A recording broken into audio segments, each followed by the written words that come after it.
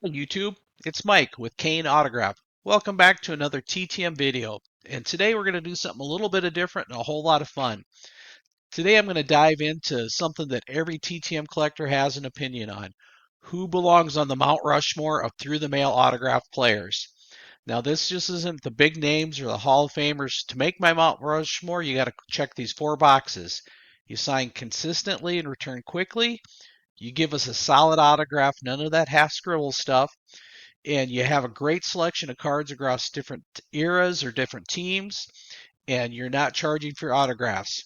Now, these aren't just the great players, they're great to collect. So let's look at the legends of the mailbox. Now, before I give you my four picks, here's the challenge. I want to hear your Mount Rushmore. To enter the contest, post a video response, tag me, and then tell me your top four TTM legends. So before I give you my Mount Rushmore, I want to share some great players that came through and signed autographs for us. Anybody who's collected for any length of time. Frank Thomas, not the big hurt, but the original slugger from the 50s and 60s.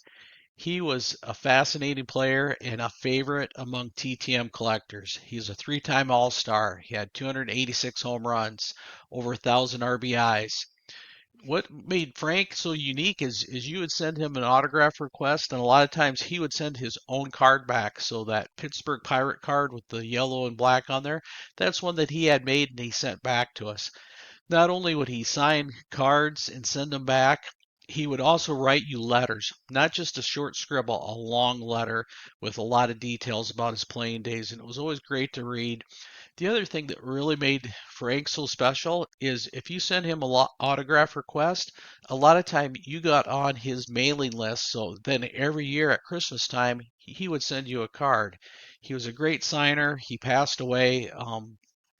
Nothing but great thoughts of this guy. He was an awesome player. Next up is the Chicken. Fabulous TTMer. Great, great person. Really interesting story. The reason he's not on my Mount Rushmore is there's just not a lot of chicken cards out there to have him sign. You find anything and you send it to him, he'll sign it, he reads your letter, and he'll write a note back and he'll make comments specifically of what you wrote there. Wade Boggs is there pointing to the chicken suit in the Hall of Fame, but he's got amazing penmanship, quick turnaround, great story. You should look it up and read more about him.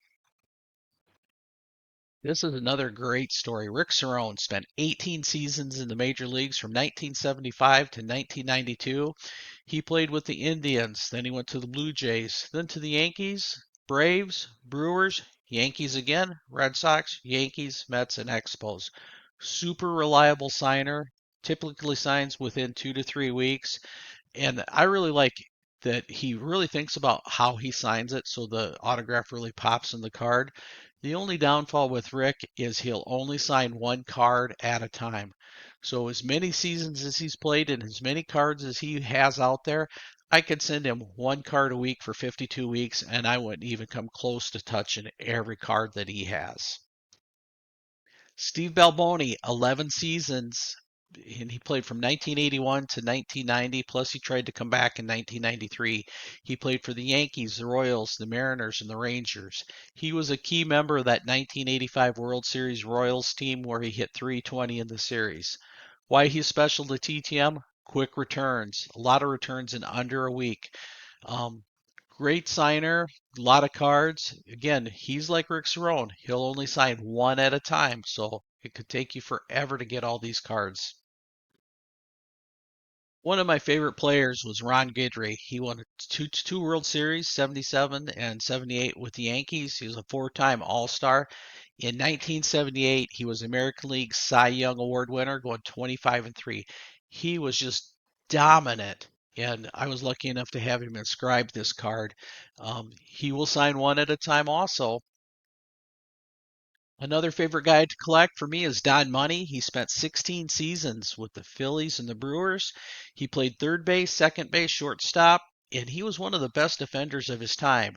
He won a lot of gold gloves. He was a four-time All-Star. He's pretty good about signing and getting the cards back to me.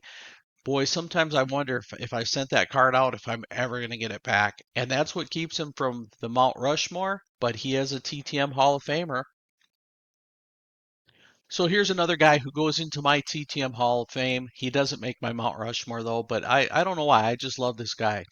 He was a Pirate for life. He started in September of 1963 and he wrapped up in 1973. Two-time Gold Glove Award winner at shortstop, two-time National League All-Star, World Series champion.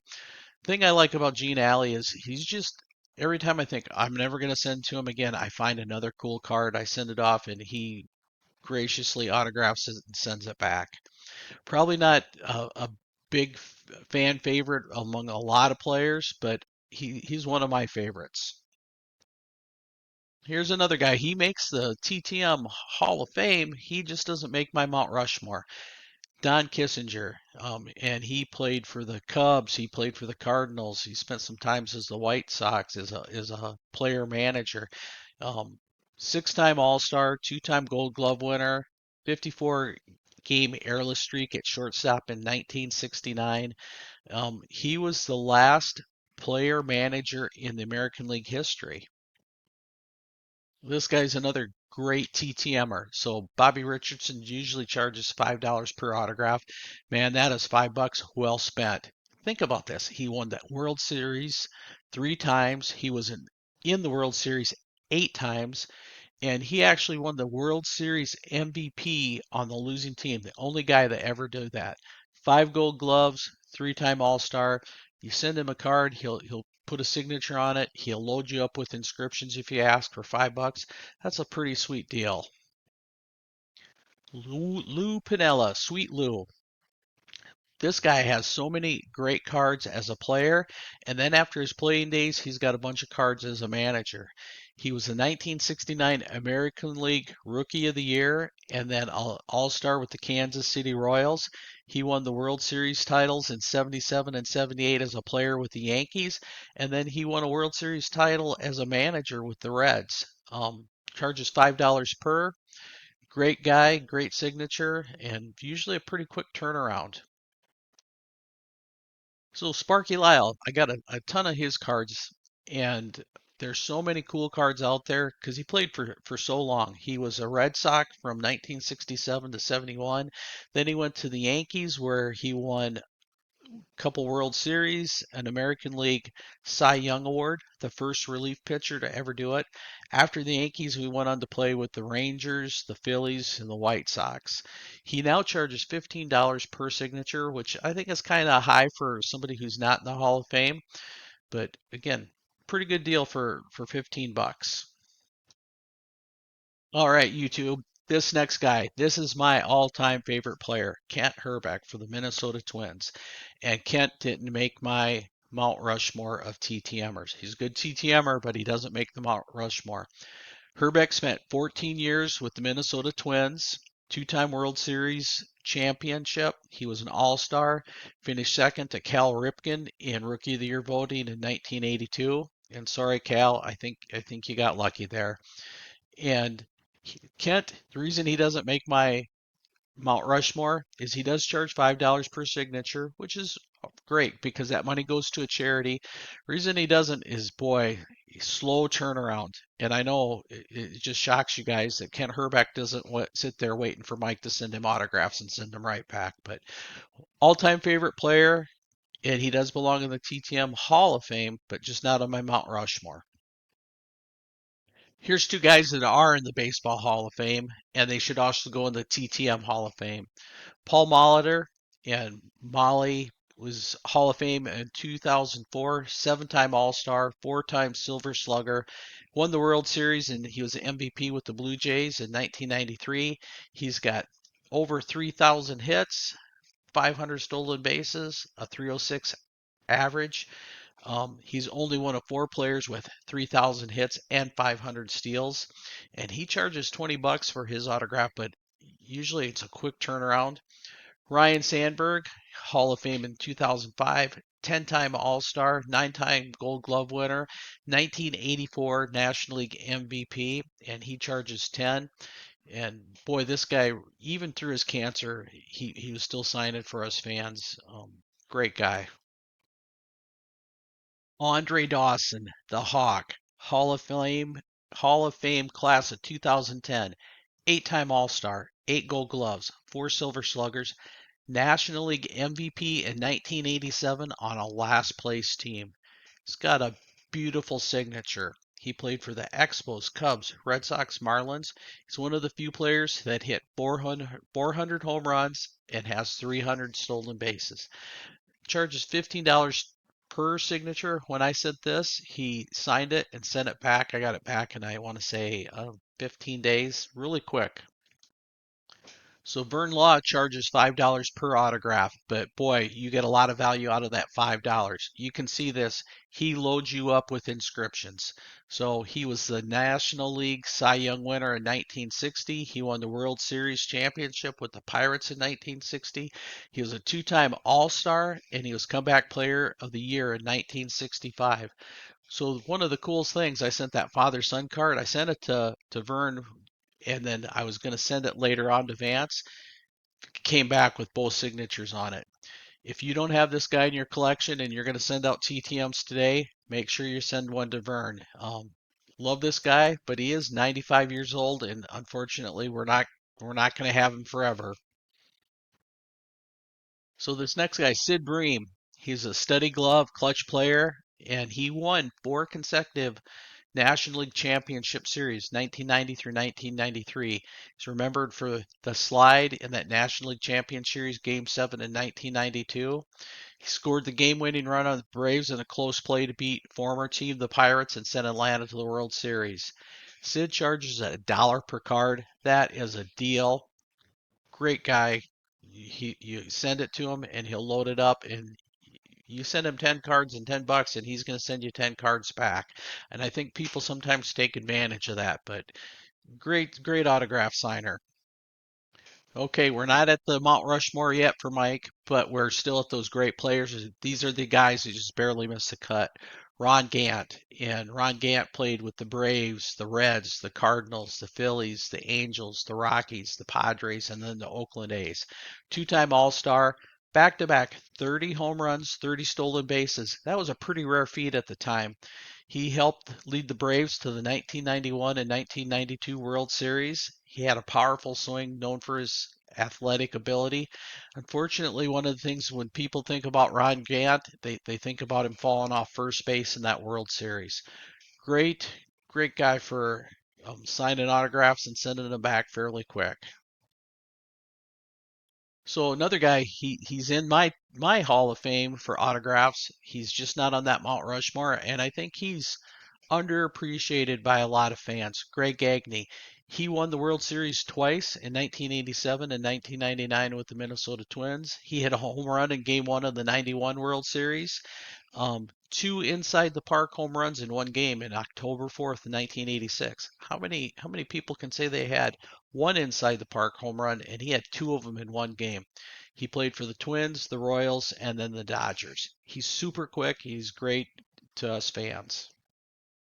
Ernie Whitt, he didn't make my cut for the Mount Rushmore. He's definitely a TTM Hall of Famer, and I bet when you guys do your Mount Rushmore, I'd be surprised if somebody doesn't put Ernie Whitt on their top TTM legends.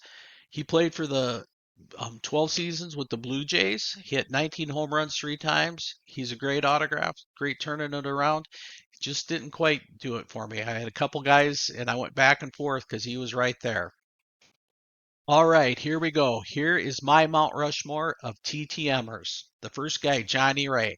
You're saying, what? Johnny Ray? How did that guy make your list?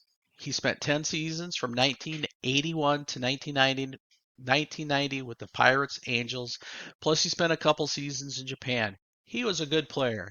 He was the 1982 Rookie of the Year according to Sporting News, just barely losing the award to Steve Sachs. He led the National League in doubles. He was an all-star with the Angels. Um, just a great all-around player. One of the reasons he makes my Mount Rushmore is he has so many cool cards. I love the Diamond King cards, and he's got a couple different Diamond Kings. He's got one with the Pirates. So you can see here are some unique cards. He signs, nice signature, and a quick turnaround. I just love the guy. So my second player for my Mount Rushmore of TTMers is Jay Bell. 18 seasons with the Pirates, Cleveland, and Arizona. He was a key member of the 2001 World Series winning Diamondbacks.